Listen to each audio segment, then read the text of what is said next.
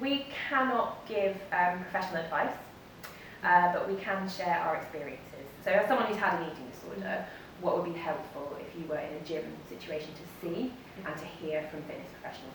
Even just one thing of like people coming and talking to you, acknowledging you like as a person and as someone who is going to a gym rather than somebody who is going and you're getting money from.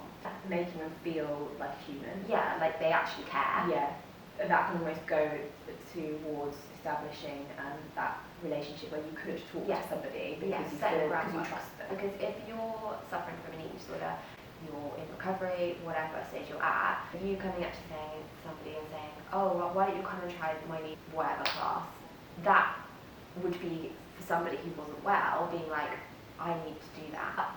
In the position and the place that person would be in, that would possibly be how they would take that. Yeah. So that's why it's important to know clients, and then you can then tailor your stance towards them rather than just it being like a blanket, everybody needs to come to this class. What would you want to hear in a class from a fitness professional?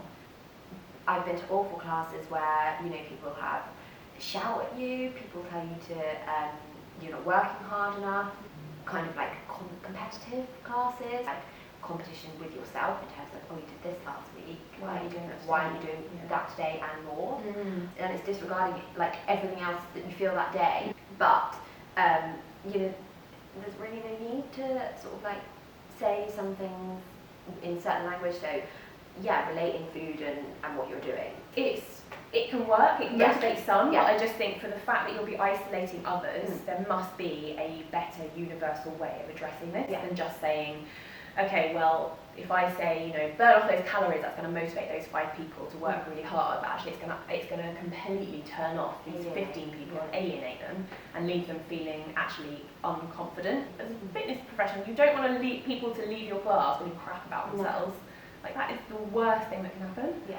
Because then they either come back through guilt, they come back through self-hate, or they don't come back. Yeah, and the people that do come back are probably the ones that aren't in a good place and feel like they have to come back. Not because they're enjoying it, but because they feel like they have to because that's what their illness is saying or whatever. I think we're not saying that certain ways of saying things don't work for some people, and actually some people love to be shouted at and told that. And that's fine, that's really fine. Yeah. You've got to make a decision for every different sort of person.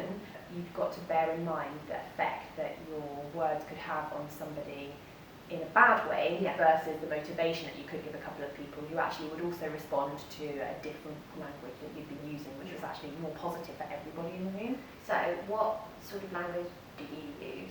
Since I met you, and since we started talking about it, and since other people have spoken to me quite openly about their battles with eating disorders, I have changed the way I speak.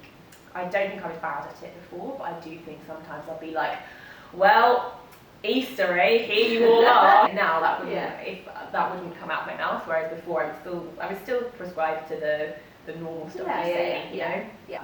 So because it's hard because like it's just so ingrained in everybody. Yeah. Someone will say to me like, oh, but you've got such a flat tummy. I make sure that I put online pictures of less flat parts of my body, so they can see that I exercise loads, but I also really enjoy a lot of food. You need to see this stuff. And the balance, because there's so much balance involved. I try and make people connect, definitely. It's like, okay, I want you to be completely present in your body. So saying like, you're working with your body today, how you're feeling. You're not looking at the person to your left, you're not looking at the person to your right. The only thing you're doing with these people is sharing your energy with them. You won't be able to do what that person can do. And you also might not be able to do what you did last week. If you say something like that, it makes me be like, yeah, actually, no, I'm done with this now. And it feels like it's okay to do that. So it's like, push yourself, but don't kill yourself. And I've just started recently talking about how much your body works to keep you alive. Which we don't realise. It is fighting to keep you alive. The least you can do is to appreciate it and say thank you. Thank you for doing that, and I'm going to look after you. It means I'm going to move you, I'm going to nourish you, I'm going to rest you. Like, you've got one body. From the receiving end of that has been incredible. It's been something I've never ever experienced before.